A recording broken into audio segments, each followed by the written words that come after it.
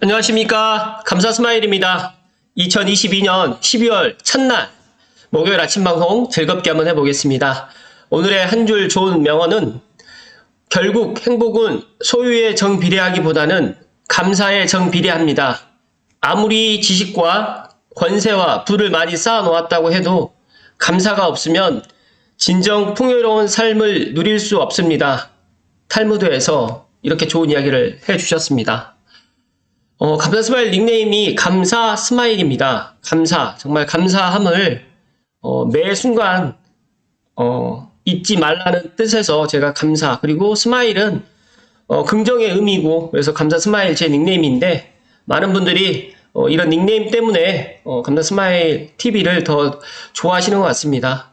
초심 잃지 않고 앞으로도 계속 이 감사를 놓지 않는 그런 감사 스마일이 될 수 있도록 하겠습니다. 감사 스마일 TV를 애청하시는 분들만이라도 이제 12월 오늘 첫날인데 12월 많은 감사가 있는 그런 한 달이 되셨으면 좋겠다는 말씀 드리고요. 방송 시작하겠습니다. 오늘 방송 시작하기 전에 제가 지난 일요일 날 3프로 TV를 보다가 참 재미난 거를 알게 됐습니다. 이 사실을 알고 계시는 분도 계시겠지만 외지인 주택 소유자의 거주지역 상위 3순위입니다. 그래서 저는 지금 이 표에는 경기도가 나왔는데 제가 먼저 말씀드리면 서울에 가장 외지인들, 즉 다시 말해서 서울에 주택을 소유한 외지인들 3위 안에 저는 고양시가 들어가 있다는 것도 충격이었지만 고양시가 1등입니다. 1등. 그래서 저는 용인시가 2등이고요. 성남시가 3등입니다. 그래서 고양시에 사시는 분들이 서울에 집을 갖고 있고 이제 고양시에 오시면서 이제 이쪽은 뭐 또 하나의 또 주택을 또 마련하신 분도 계실 거고, 아니면 여기에는 그냥 뭐 전세나 이렇게 임대로 와 계시는 분들이 의외로 많으시구나 라는 걸 알게 됐습니다. 그래서 참 뜻밖의 예상 밖의 그런 결과였고요.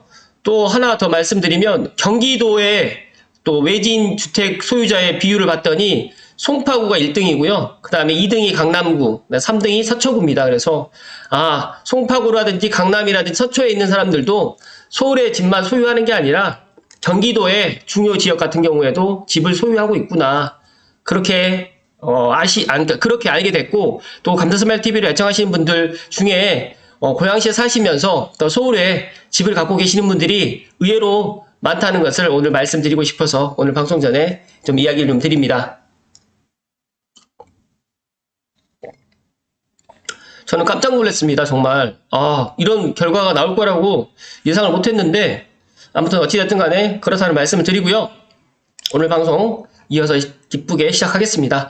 방송 시청하시기 전에 구독과 좋아요 부탁드리겠습니다. 오늘 방송 드릴 주제는 매경 이코노미의 정다운 기자님의 기사로 이야기 좀 드릴 수 있도록 하겠습니다. 하락장에도 빗보는 슬기로운 부동산 증여.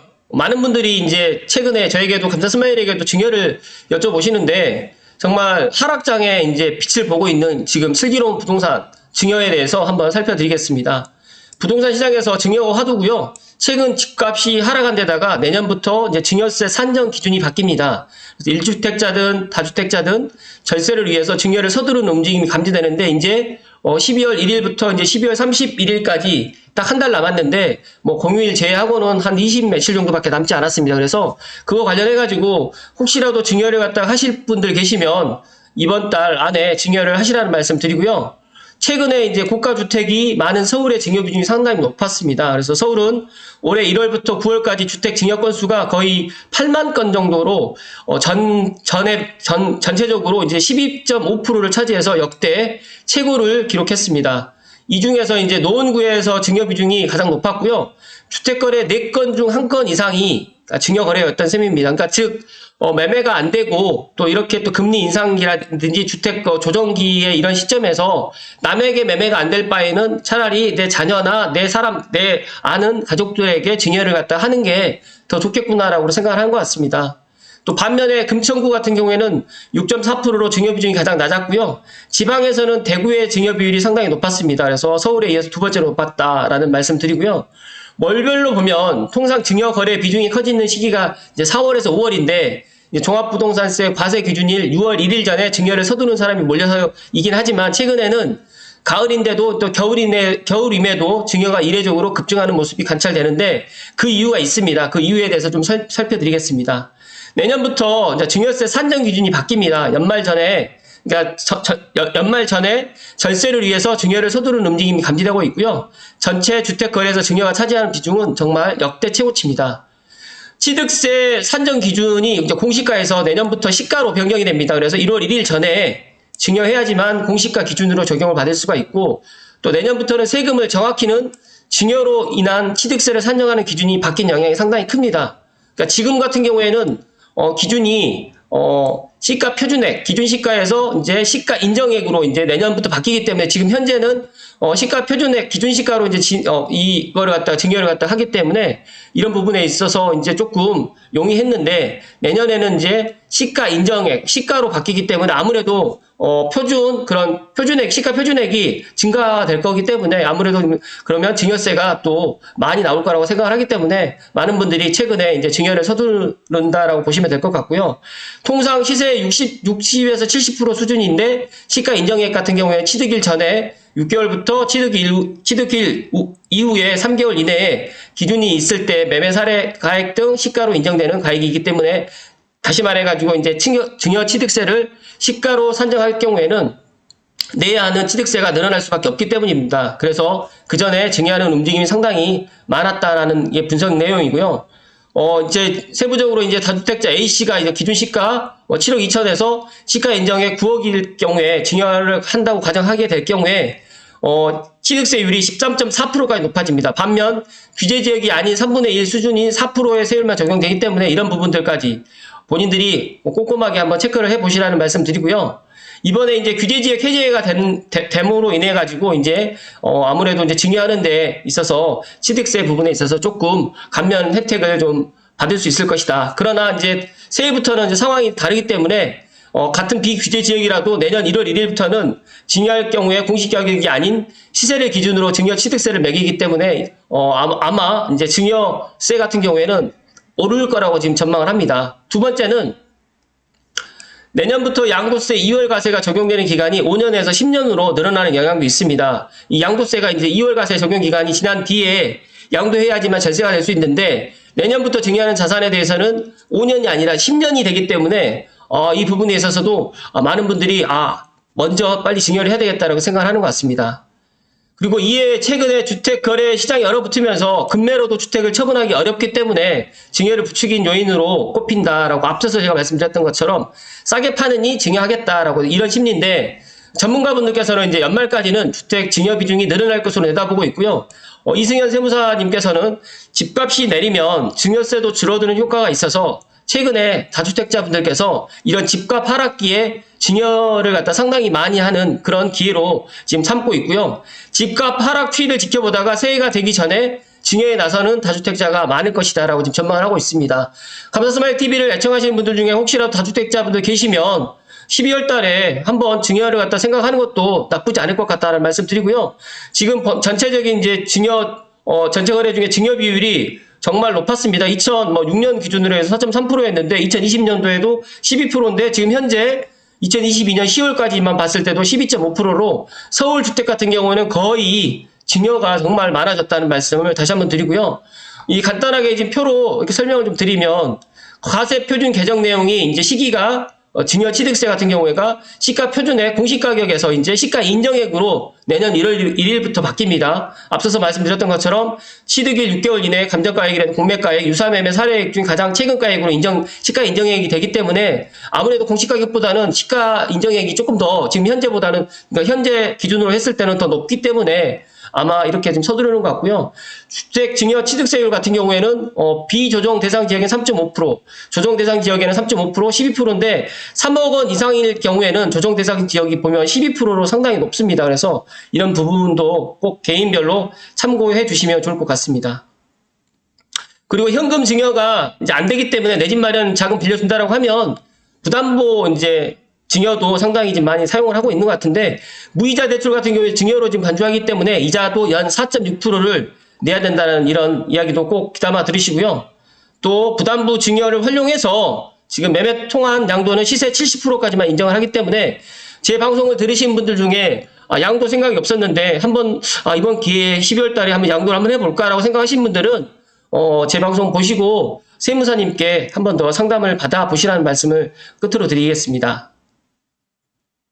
여기 보시게 되면 이제 이런 사례가 부담부 증여 활용하기라든지 이렇게 쭉 나와 있는데 시가 8억 원짜리 C아파트를 증여한 경우를 살펴드리면 C아파트 같은 경우에 대출이나 전세 없이 자녀에게 증여한다고 하면 5천만 원을 공제한 7억 5천만 원에 대한 증여세 1억 6,500만 원을 고스란히 내야 되는데 만약 같은 아파트에 전세보증금 4억 원을 낀 채로 물려준다고 하면 5천만 원을 공제한 3억 5천만 원에 대한 증여세 5,820만 원만 내면 되고 또 부모는 전세보증금 4억 원에 대한 양도소득세를 내게 되면 양도소득세 같은 경우는 취득가액에 따라서 보유기간에 따라 다주택에 따라 천차만별로 달라질 수 있지만 그래도 남에게 파는 것보다 또 이익이 될 수가 있고 또 지금같이 주택가격 하락 시기에 증여를 하게 된다고 하면 특히 서울이라든지 또 경기도 좋은 입지 같은 경우에는 제가 판단했을 때 내년 이후가 되면 또 가격이 올라갈 것 같다는 그런 또 전망이 저는 개인적으로 갖고 있기 때문에 지금 증여를 한다고 해도 손해볼 건 없을 것 같다라는 말씀 드립니다. 그리고 이제 마지막으로 우병탁 신한은행 부동산 팀장님께서 취득세를 기준으로 보더라도 증여보다 양도가 유리할 수 있고 공시가격이 3억 원 넘는 주택을 자녀에게 증여할 경우에 취득세 12%를 내야 되지만 매도했을 때 내는 취득세는 훨씬 적기 때문에 많은 분들이 또 부담부 증여를 갖다가 또 이렇게 선택을 하는 것 같다라고 지금 이야기를 합니다. 일단은 뭐 현금으로 증여하는 방법도 있고 여러 가지가 있겠지만 제가 판단했을 때는 돈을 빌려줘가지고 또 증여하는 방법도 있겠지만 이런 것들은 꼼꼼하게 다시 한번 확인을 하셔서 증여를 해야 된다는 말씀 드리고요.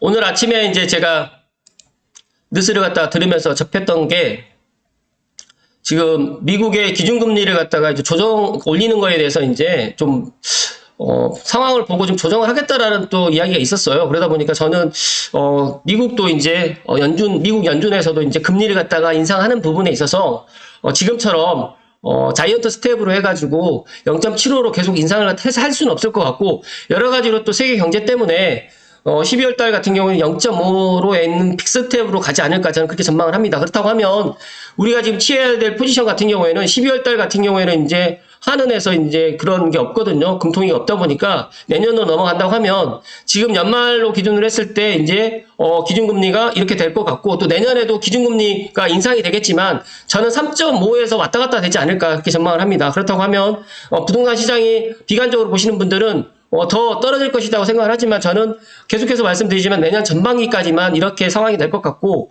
내년 하반기에는 또 소폭 입지가 좋은 곳이라든지 또 입주 물량이 없는 곳 같은 경우에는 소폭적으로 또 가격이 많이 급격하게 인상이 되진 않겠지만 또 올라가지 않을까. 그리고 전세 가격도 내년 하반기 정도가 되면 지금보다는 더 좋아지지 않을까. 저는 그렇게 전망을 합니다.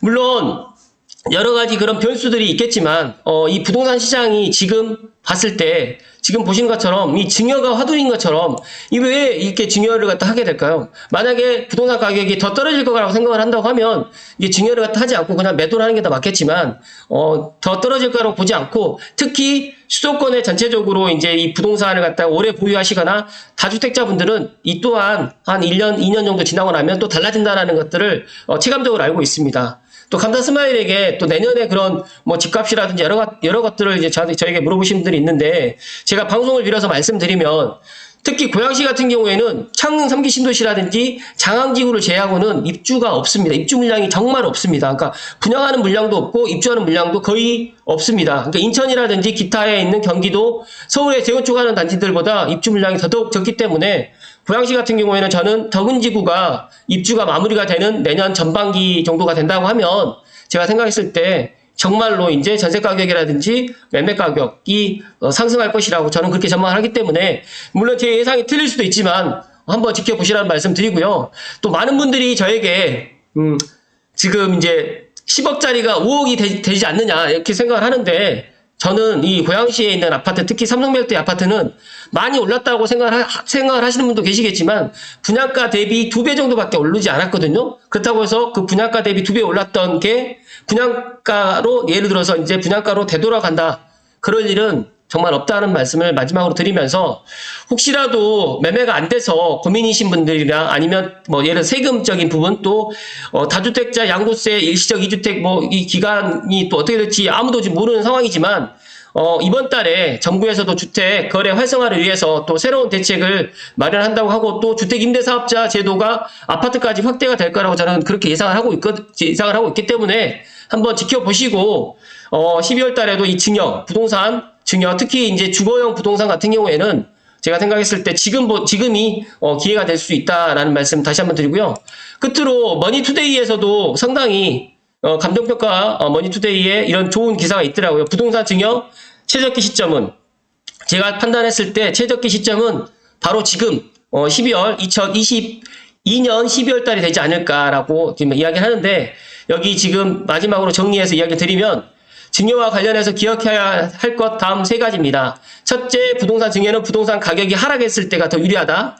둘째, 2023년부터 취득세 부담이 상승하기 때문에 취득가액 2월 과세 기간이 확대된다. 그래서 마지막으로 끝으로 증여 당시 시가를 산정하는 데 있어가지고 감정평가를 활용하는 것이 절세 측면에서 가장 유리하다라고 지금 이인정님께서 이런 글을 써주셨는데 제가 생각했을 때도 부동산 현장에서도 그런 게 맞다라는 말씀을 마지막으로 드리면서 혹시라도 감사스마일 TV를 애청하시는 분들 중에 부동산 증여를 생각하시는 분들은 꼭 이번 달 12월 31일 전에 부동산 증여를 해서 본인의 그 소중한 부동산을 지키시라는 말씀을 끝으로 드리면서 오늘 방송 마칠 수 있도록 하겠습니다. 오늘도 날씨가 상당히 많이 추운데 따뜻한 하루 보내시고 내일 인사드리겠습니다. 고맙습니다.